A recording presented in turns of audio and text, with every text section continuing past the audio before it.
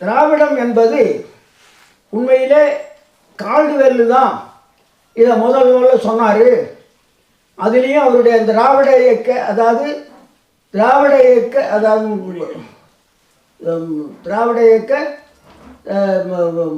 திராவிட மொழிகளின் இலக்கணம் ஒப்பிலக்கணம் என்று சொன்ன நூலில் முன்னுரையில் எழுதுகிறார்.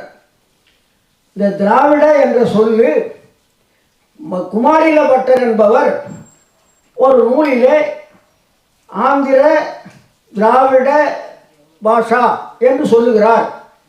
அதனால் ஆந்திரா என்பது தெலுங்கு, திராவிட என்பது தமிழ். அதனால் திராவிட என்பது சமஸ்கிருதம் என்று கால்டுவெல் சொல்லுகிறார்.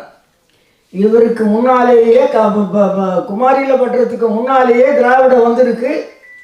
தமிழனுடைய சொல்லு தமிழ் சொல்லு திராவிட என்பதை இதை நான் 20-30 ஆண்டுகளாக கத்தி கொண்டிருக்கிறேன். அது ஏழை சொல் அம்பலம் ஏறாது. அது எப்போ ஏறும்னு எனக்கு தெரியாது. செத்த பிற்பாடு ஏறும். ஒன்றுமில்லை, கிராமங்களிலே சிற்றூர்களிலே அந்த நெல் அடிக்கிற களத்திலே நெல் மேடாகவும் குவியலாகவும் அல்லது தட்டையாகவும் இருக்கும். ஒரு பெரியவர் ஒருத்தர் கூப்பிட்டு இந்த வாப்பா அந்த நெல்லை திராவுன்னு வரும். நெல்லை திராவு என்று சொன்னால் அதை பரவலாக்கு சமமாக்கு என்று பொருள். மேடு பள்ளமாக இருக்கிறது, அதை பரவலாக்கு என்று பொருள். திராவு என்கின்ற ஏவல் வினைச்சொல் தமிழ் சொல். திராவுதல் என்றால் பரவலாக்குதல் பரப்புதல் என்று பொருள். இப்போ திராவு கூட்டல் இடம் சேர்ந்தால் என்ன ஆகும்? திராவிடம். அது என்ன? பரந்த இடம் திராவிடம். அந்த பரந்த இடம் எது? தமிழகமாக இருக்கலாம், தென்னகமாக இருக்கலாம், இந்தியமாக இருக்கலாம், ஏன் இந்த உலகமாகவே இருக்கலாம். அதுதான் தமிழ் சொல்லுக்கு சிறப்பு. திருவள்ளுவர் இவ்வளவு நாளாக புகழ் பெறுறதுக்கு என்ன காரணம் என்றால், தமிழ் சொல்லு ஒரு சொல்லுக்கு ஒரு பொருள் இல்லை, பல பொருள் இருக்கின்றன. அந்த பொருளிலே அவர் நினைக்கிறார், நாம் ஒன்று நினைத்து போட்டால் அவர்கள் இன்னொன்றை எடுத்துக்கொள்வார்கள்.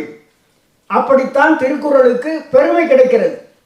அவர் பயன்படுத்தியிருக்கிற சொல் ஒன்றில் தமிழ் சொல்ல அப்படித்தான். ஒவ்வொரு சொல்லும் பொதுவான சொல்லே தவிர எதுவுமே இதுதான் சொல்ல முடியாது.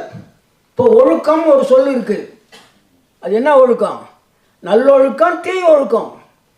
பண்புன்னு ஒரு சொல் இருக்கு, நற்பண்பு தீப்பண்பு. மனம்னு ஒரு சொல் இருக்கு, அது நல்மணம் தீமணம். இப்படி ஒவ்வொரு சொல்லும் தமிழிலே பொதுவாக இருக்கின்றன. நீ எதிராகவும் எடுத்துக்கலாம், நேராகவும் எடுத்துக்கொள்ளலாம். அப்படி அமைந்திருக்கிறது தமிழ் சொல். அதே மாதிரி தான் இந்த திராவிடம் என்ற சொல்லு பரந்த இடம், பரந்த மொழி, பரந்த இனம், தமிழினம். அந்த தமிழ் தான், அதாவது திராவிட என்று அவன் வாயில் வர முடியல, அவன் ஒழிக்க முடியல. அதனால் தமிழ்னா தமிழ், திராவிடன் ஆயிடும். அப்படிதான் அது மாறிச்சே தவிர அவங்களுக்கு மொத்தமே வராது, தமிழ் வராது. அது ரகர மொழி. அவன் பாப்பானுக்கும் வராது, ஆங்கிலேயனுக்கும் வராது. அதனால் அவர்கள் வேற சொல்ல போட்டார்கள். அதனால் திராவிட என்ற சொல்லு உண்மையிலேயே நமக்கு எந்த சொல்லாக இருந்தாலும் அந்த மொழிக்கு என்ன இன்னொரு வேடிக்கை என்னன்னு கேட்டால், சமஸ்கிருதத்திலேருந்து இந்த சொல் வந்ததுன்னு சொல்லாருங்களே. பாவாணர் ஒரு செய்தி சொல்லுகிறார்.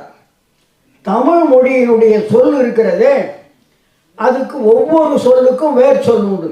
அதைத்தான் தொல்காப்பியர் எல்லா சொல்லும் பொருள் குறித்தனவே என்று சொன்னார். அப்படின்னா பொருள் இல்லாமல், காரணம் இல்லாமல் ஒரு சொல்லு கூட தமிழில் இல்லை என்று பொருள். இன்னொன்றும் சொல்லுகிறார், எல்லா சொல்லுக்கும் காரணம் இருக்கு, சிலது உங்களுக்கு தெரியாமல் போகலாம், ஆனால் காரணம் உண்டுன்றார். ஆனால் நன்னூலாருக்கு சொல்கிறாரு, மரம் என்பது இடுகுறின்றார். மரம் என்பது என்ன என்றது தொல்காப்பியரே சொல்கிறார். அதாவது புறக்காடெனவே புல்லென மொழிப, அகக்காடெனவே மரமென மொழிபேன்றார். புறக்காடுனா மேலே வைரம் பாஞ்சிருக்கும், உள்ள சோறு மாதிரி இருக்கும். அது 60 அடி உயர்ந்திருந்தால் கூட அது புல்லு தான். தென்னையும் புல்லு தான், பனையும் புல்லு தான், வாழையும் புல்லு தான், மூங்கிலும் புல்லு தான், பாக்கும் புல்லு தான், பப்பாளியும் புல்லு தான். இதெல்லாம் புல். இவையெல்லாம் 8 வகையானவை புல். நாம் எல்லாம் வாழை மரம் எழுதினுக்கிறோம், பனை மரம் எழுதினுக்கிறோம். இது அவர் என்ன சொல்கிறாரு? இவை மேல் வைரம் பாய்ந்தவை, உள்ளே சோறாக இருப்பவை அத்தனையும் புல். மரம்னா என்னன்னாரு? கொய்யா கூட மரம். ஏன்?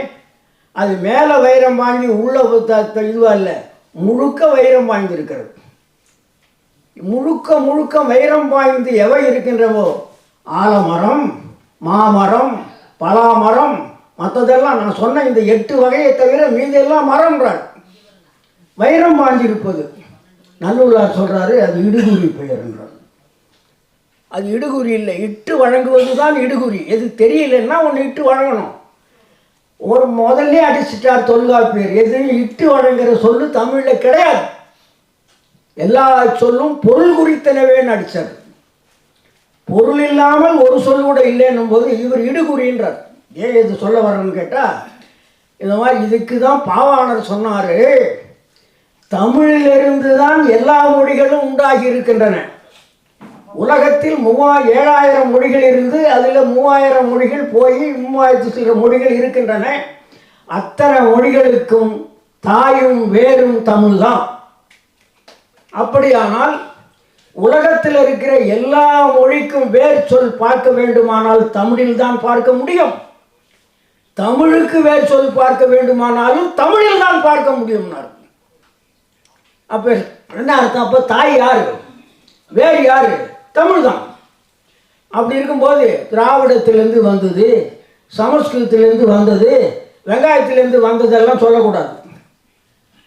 இதுதான் பெரியார். ஆனால் தமிழிலிருந்து அங்கே போச்சுன்னு சொல்லு.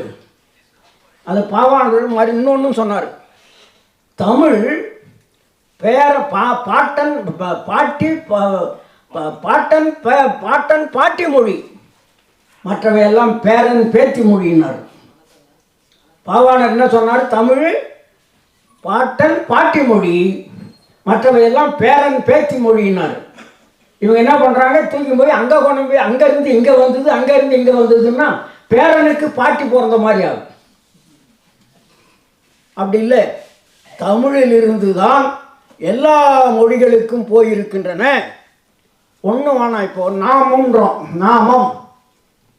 நாமம்னாக்கா சமஸ்கிருதம் எல்லாரும் சொல்கிறாங்க, நாமம் தமிழ் இல்லை. நம்மன்றோம். இப்போ நான்னா ஒன்று, என் கூட 2 பேரை சேர்த்துக்கினா நாமுன்னு சொல்கிறேன். அதனுடைய பொருள் என்ன?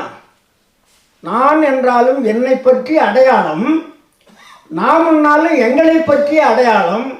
அதானே நாம். அது நாமம்னு ஒரு அம்மை சேர்த்து சமஸ்கிருதத்துக்கு கொண்டு போனோம். இப்போ இங்கிலீஷில் நேம்னு கொண்டு வந்துருக்குறோம். அவ்வளோதான். இப்படித்தான் ஒவ்வொன்றும். நான் மொழிக்கு அந்த தமிழுக்கு போயிட்டேன்னா நேரம் அங்கேயே போயிடுவேன். அதனால் மறுபடியும் இங்கே திரும்பி வருகிறேன். ஏன் இதை சொல்ல வரேன்னா, எல்லா மொழிகளுக்கும் தாய் தமிழ் தான். இங்கேருந்து தான் அங்கே போயிருக்குன்னு சொல்லணுமே தவிர அங்கேருந்து இங்கே வந்ததுன்னு சொல்லக்கூடாது. இங்கேருந்து போய் திரும்ப வந்திருக்கலாம். போய் தான் திரும்பி வருமே தவிர போகாமல் திரும்ப வராது. கிருபானந்த வாரியாரை ஒன்று சொல்லணும். அவர் என்ன சொல்கிறாரு? எதுவும் நம்மிடந்து போய் தான் திரும்பி வரும்வர்.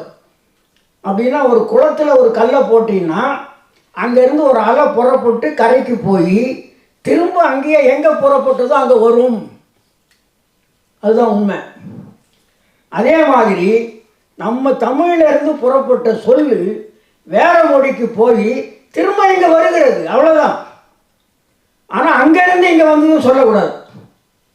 ஆனால் இப்படி திராவிடத்தை பற்றி சொல்லுகின்ற திராவிட மொழி சமஸ்கிருதம் என்று சொல்லுகிறவர்கள் தூய தமிழ் சொல் என்று சொல்ல வேண்டும். திராவிடம் என்றால் என்ன என்று தந்தை பெரியாரே சொல்கிறார். அதாவது தொட்டால் தீட்டு, நீ அதை தொடக்கூடாது, இதை தொடக்கூடாது, அதை செய்யக்கூடாது என்று சொல்லுகிறானே, அது தீட்டு. அந்த தீட்டை உடைப்பது தான் திராவிடம். இது தீட்டு இல்லை, தீட்டுன்னு ஒன்று கிடையாது, தீட்டாக எதுவுமே தமிழ்நாட்டிலேயோ தமிழகத்திலேயோ கிடையாது, அப்படி இல்லாததெல்லாம் உண்மையிலேயே அதுதான் திராவிடம் என்கிறார். திராவிடம் என்றால் தெருவில் நடந்தால் தீட்டுன்னு சொல்கிறான், தொட்டா தீட்டுன்னு சொல்கிறான், பிள்ளை பிறந்தா கூட தீட்டு, இவையெல்லாம் தீட்டுன்னு சொல்கிறானே, அது இல்லைன்னு சொல்லுது பாருங்க, அதுதான் திராவிடம் என்று தந்தை பெரியார் சொல்லுகிறார். அது பெரிய செய்தி. பிறகு உண்மையாகவே இவர் பேராசிரியர் சொல்லுகிறார், பேராசிரியர்னா அன்பழகன், உண்மையாகவே நாம் தமிழர் என்று சொல்லிக் கொள்ளும் பொழுது நமக்கு கிடைக்காத உரிமையும் பெருமையும் கொஞ்சம் சிந்தித்து பார்க்கணும். உண்மையாகவே நாம் தமிழர் என்று சொல்லிக் கொள்ளும் பொழுது நமக்கு கிடைக்காத உரிமையும் பெருமையும் திராவிடர் என்று சொல்லும் பொழுது நமக்கு கிடைக்கிறதை நாம் மறந்து விடுவதற்கு இல்லை.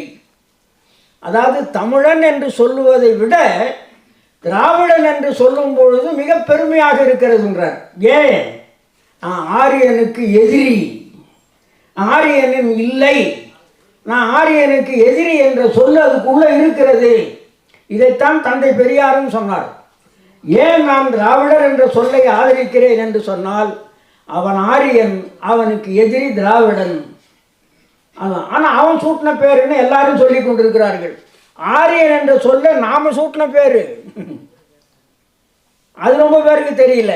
இப்போ ஆரியன்னா நானு, ஐயர்னா நானு, அந்தணன்னா நானுன்னு சொல்றானே, அதுக்கு சமஸ்கிருதத்தில் வேறு காட்ட சொல்லு.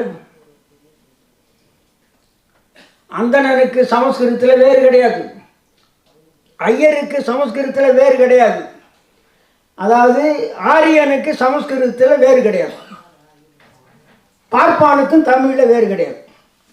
பிராமணனுக்கு இருக்குது, பிராமணனுக்கு சமஸ்கிருதத்தில் வேறு இருக்குது. அப்போ அவன் யார்? பிராமணன். அவன் அந்தணனும் கிடையாது, பார்ப்பானும் கிடையாது. ஆனால் பார்ப்பான்னு சொல்றதுக்கு காரணம் தந்தை பெரியார் ஒன்று சொன்னார். நாம் அவனை பிராமணன் என்று சொன்னால் நாம் சூத்திரன் ஆயிடுவோம், அதனால் அவனை பிராமணன் என்று சொல்லாதீங்க, பார்ப்பான் என்று சொல்லுங்கன்னு சொன்னார். இப்போ அவன் பார்ப்பான்னு சொல்லாதீங்கன்னு அவனே சொல்கிறான், அவனே சொல்ல ஆரம்பித்தான், பார்ப்பான்னு சொல்லாதீங்க. அந்தணன் என்பது யாருன்றது திருவள்ளுவர் அடியடின்னு அடித்தார். அந்தணர் என்போர் அறவோர் மற்றெவ்வுயிருக்கும் செந்தன்மை பூண்டொழுகலான்னார்.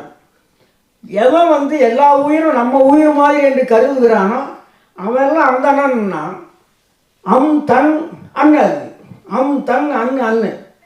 அது பிரிக்க சொல்லுங்க அவங்க சமஸ்கிருதத்தில் சொல்லு, தமிழ் சொல்லு எப்படி பார்ப்பானுக்கு வரும்? அவனுக்கு எப்படி அந்த பேர் வரும்? அவன் மொழியில அவன் வச்சுக்கணும். அந்தணன் அவன் சொன்னால் சமஸ்கிருதத்தில் அந்தணன் இருக்கணும், சமஸ்கிருதத்தில் கிடையாது, பிராமணால் தான் இருக்கு. பார்ப்பானும் கிடையாது சமஸ்கிருதத்தில், அந்தணனும் கிடையாது, ஐயரும் கிடையாது, ஆரியரும் கிடையாது. இந்த ஆரியன் என்றால் உயர்ந்தவன் என்று பொருள் தமிழ் சொல்லு. ஆரியம் என்றால் உயர்ந்தது, ஆரியன் என்றால் உயர்ந்தவன். எது உயர்ந்தது, எது மேலானதோ அதையெல்லாம் தூக்கி அவர்கள் வைத்துக் கொள்ளுகிறார்களே தவிர அது அவர்கள் சமஸ்கிருத சொல் இல்லை. ஆரியனும் தமிழ் இல்லை, இது சமஸ்கிருதம் இல்லை, பார்ப்பானும் சமஸ்கிருதம் இல்லை, அந்தணனும் சமஸ்கிருதம் இல்லை, ஐயரும் சமஸ்கிருதம் இல்லை, எல்லாமே தமிழ் சொல். அப்படி அவனுக்கு எப்படி தமிழ் சொல் போகும்?